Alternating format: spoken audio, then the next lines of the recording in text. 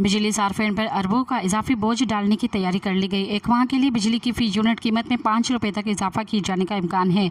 नेपरा आज central power purchasing agency की दरख्वास्त पर समाअत करेगी।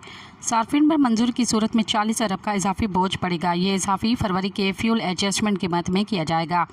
CPPA की दरख्वास्त में कहा गया कि फरवरी में 6 अरब 87 करोड़ 60 लाख यूनिट बिजली फ़रोख्त हुई। माह फरवरी में पानी से 24.77% बिजली पैदा की गई। मकामी कोयले से 13.94% बिजली पैदा की गई, जबकि फरवरी में दरआमदी कोयले से 1.99% बिजली पैदा की गई। दरख्वास्त में बताया गया कि मकामी गैस से 11.4 दरामदी, LNG से 20.33% पैदावार रही। माह फरवरी में जोहरी ईंधन से 23.29% पैदावार हुई।